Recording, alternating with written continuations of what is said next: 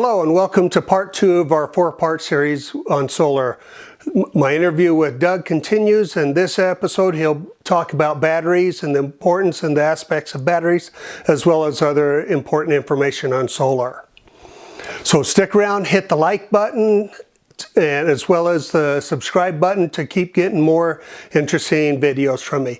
And don't be afraid to comment below if you have any questions that you want me to ask of Doug in the future. Go ahead and add them in. The next question there I'd like to ask you is, will solar actually save you money? I know we discussed eliminating a lot of the excess usage. And yes, it can. It can save you money. But I bring up the point is, what are you actually trying to do? Okay. Or is your primary goal to save money? And this is what a lot of the door-to-door salesmen or the other solar installers, they hit on in their marketing plan. Yeah. Tell the customer, how much is your electric bill? Okay. Yeah, we can cut that down by this amount. Mm-hmm. And that's what they harp on. And you got to ask yourself, is that all you want to do with the solar, is just lower your electric bill or don't use the grid power? Mine wasn't that. Okay. Mine was, I want power in my house to run my computer servers when the grid goes down. Okay, so that's a different set. That's a different set of requirements. Okay. 99% of the installations in the United States the sellers focus on lowering your electric bill. And I know there's complaints out there of some folks saying it hasn't lowered. After paying all this money, it hasn't lowered. And I understand there's a lot of ins and outs and specifics as to why that happens.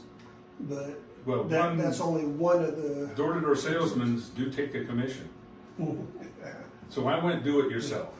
So the only thing I spent was my own time, which I did pay myself for, but I did buy parts. And my first system in 2000 cost me $14,000 in parts. Okay. And it generated about 20% of my house power at that time. A lot of money for very little output nowadays. Well, one, I wanted to play with the tech, so I have to.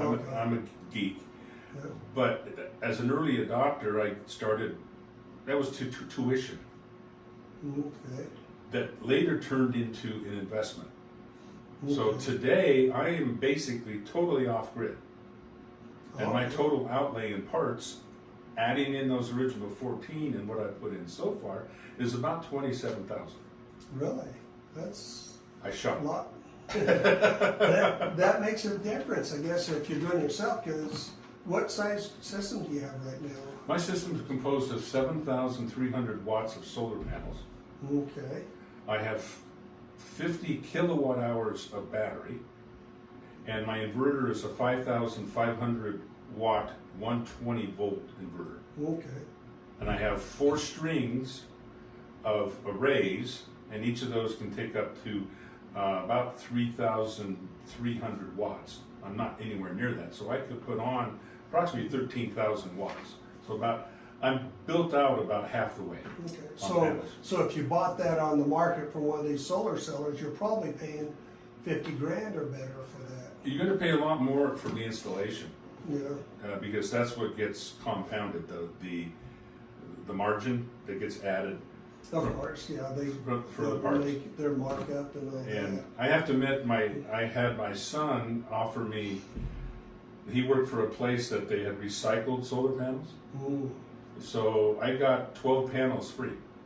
Okay. 3,600 watts worth. Yeah. So you got to add that. You go shopping. Yeah. The other one is you can go for used panels. Okay. So before we get into too much detail, though, but it comes back is, what does a user want to do? Okay. If you just want a hands-off system, meaning you buy a car and you drive it, you don't worry about it, you can buy a solar system the same way. You just say, hey, put it in, I'll pay for it. But you need to understand your expectations. You need to read what your bill of goods are and what the promises are on delivery, and then cut them a little slack, because they're not going to reach 100% of what they say. Yeah, so you've got to read the fine print. Well, they won't even know. A lot of it is art as well as some science. They'll do calculations. They'll look at your electric bill and say, we want to generate this number of kilowatt hours which is what you pay on your electric bill. That's what you're buying. That's energy. Yeah. And so how much energy can your new system do over the course of a year? And they'll run it through calculators and stuff. I never really did that. I just started building and added a panel here, a panel there, a battery. I put the main infrastructure of the wiring, the conduit in that would handle the ultimate system I wanted, but I did it board by board, if you will, like you build some homes.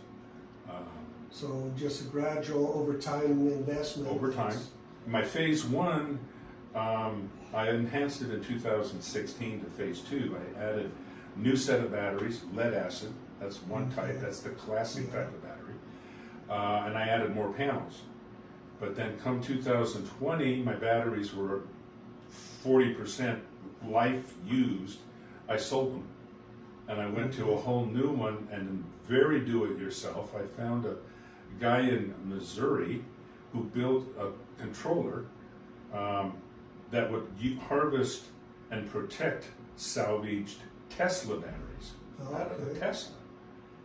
And for $1,200, I could buy a 5 kilowatt hour battery. Now I have 10 of those. Okay. So 5 times 10 is 50 kilowatt hours. So the study that you did up front and learning about the system, so that then you could identify what you needed and evaluate. Identify whether these that you're researching or identifying will actually support that. Correct. So that's a crucial part of it. So if you want to do it yourself, you definitely wanted. I wanted to know how, because I was going to maintain it, and I guess if you're a prepper, you may not have that business you can call to do maintenance on it. Yeah, that's always a very concern. good point. Go ahead. Okay, so we've discussed some of the costs that way. You said your cost was around $27,000 for what you got. And remember, that includes phase one, which got torn out. Okay. Panels have been retired, the batteries were recycled, the inverter I saved, and I've loaned it to another guy who's still using it, by the way. Okay. That's still mine, but he's using it. Yeah. And then I put out more money for the new parts. So you subtract out some of those, it would be less than that. And And the parts are coming down in price. oh, much so. You're anticipating them to come down a whole lot more? Or? Here's the key point. Last September, the patent on lithium iron phosphate batteries expired. Oh, really? China has been exploiting the use of that technology because they don't honor the patent in their country. Yeah. So since September, they can now sell in the U.S. their products at a lower rate. So the batteries now. So Elon Musk, by going to the lithium ion, has changed the batteries not only in electric cars, but also for homes and other ways. So this is going to even drive it down even more. Yeah, that's where the lithium is coming in so much faster. There's a company called EG4. You buy it out of the dealer called signaturesolar.com out of Texas. And they're importing an inverter and batteries that are UL listed. Okay. And the inverter is $1,200. A battery is $1,400. Way cheaper than what I put out. And so that's an entry level. What's nice about it is, you notice I said I have 4 arrays with 4 different controllers. Okay. This inverter comes with built-in controllers. So you don't need the separate controller box. Okay, so just the one inverter. You just plug the solar panel into the inverter inputs for the solar, and that will then charge the batteries. Okay. So a guy by the name of Will Prowse on YouTube, he's been doing this for several years. He started out homeless, and then he started doing YouTubes on this, and now he's sort of the go-to guy for reviews. So that referencing other channels where it makes sense, works. Oh yeah, absolutely. Now, I was planning on talking a little bit later, but you mentioned the lithium ion phosphate. I know there's various versions of lithium batteries, as well as the old lead acid, which I think a lot of folks that look at it, lead acids have a fairly limited life span. Correct. They're probably about 5 years on average. They're Then heavier. you're replacing them, they're heavier, you're dealing with acid and all the lead and all that. The lithium ion is a newer version. And I know in some of the research I've done is identified as probably the best battery that holds a charge longest and better is the lithium ion phosphate battery. Yes, you can do a lot of life cycles on them, 2,000, 5,000, 8,000, depending on who you buy it from. So those are a lot better than Lead acid, lead which acid, can be well, 6, 7, 800 Okay. during their life. So you pay a little bit more up front, but in the long run, it's a lot cheaper to do those. Yes. The other aspect is lead acid. Normally, you don't discharge it below 50% depth of discharge. Okay. You can go down to 80% depth of discharge, but don't You're infrequent. going to hurt your batteries. If you do it a lot, you'll hurt them. So that'll cut down the lifespan of the battery. And the lead acid batteries are basically the same thing as what you have in your car. In your car, or your boat or or stuff golf like that. cart, etc., scissor lifts, etc. Yeah. I mean, it's 100-year-old technology. It's Yeah. everybody knows it. They are messy. You got sulfuric acid in them, and which goes all over. You got to protect against that. And when they get charged, you get hydrogen gas. Yeah. So you got to be able to dispose of that readily. Lithium ion, not the problem. Now, the batteries I have with the Tesla, they're called nickel NMC, Nickel. magnesium cobalt, Oh, okay. and they have a lower thermal event, about 185 C. If you get them up to 185 Celsius, they'll start burning. Lithium iron is around 400 Okay. Celsius, so they are safer. Okay. I mentioned earlier I found a guy in Missouri who developed a controller to protect my Tesla. It protects against over voltage, over temperature, under temperature, Okay. and if it detects any of those, it shuts the system down. Okay. So I have one of those. So in your batteries, you got to put them in a place in your house where they're protected from the weather and. Oh, definitely. All of these should be from the weather, right?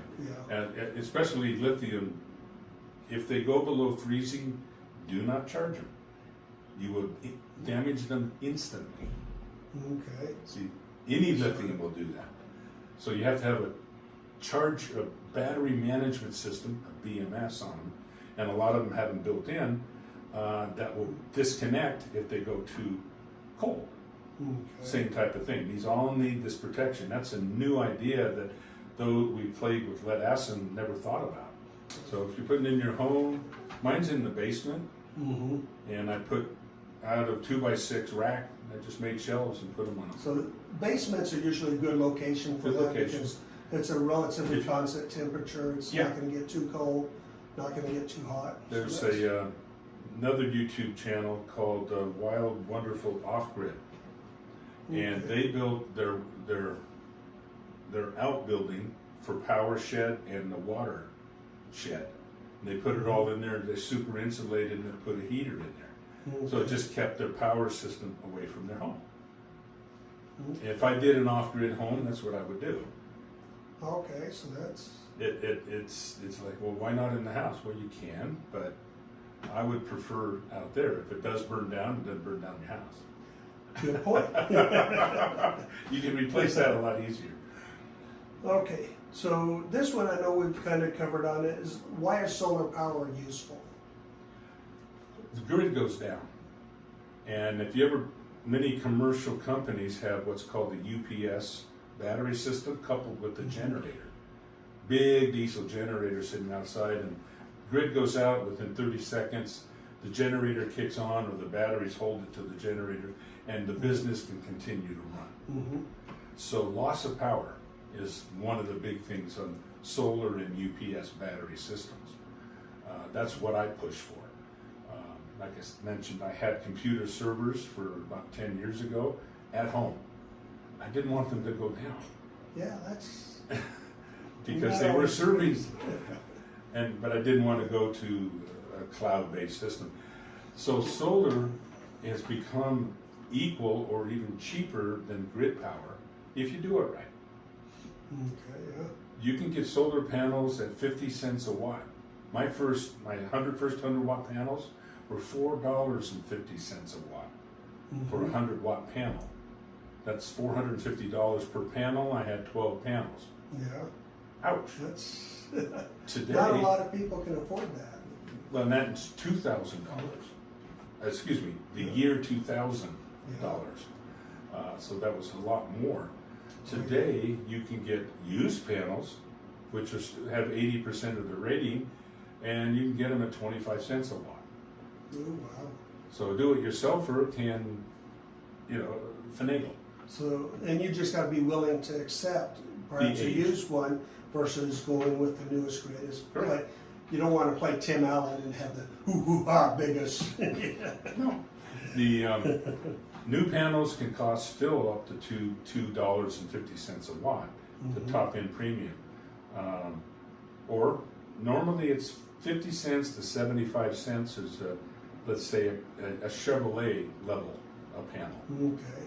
And panels now, you put on 250 up to 350 up to 450 watt panels. Yeah. It just depends how big you want to go and where you want to mount it. Thank you for listening to my interview of Doug. In this section, I would love to hear your comments, any questions, any issues you have with it. And don't forget to hit the like button and the subscribe button to keep getting notified when other videos come out.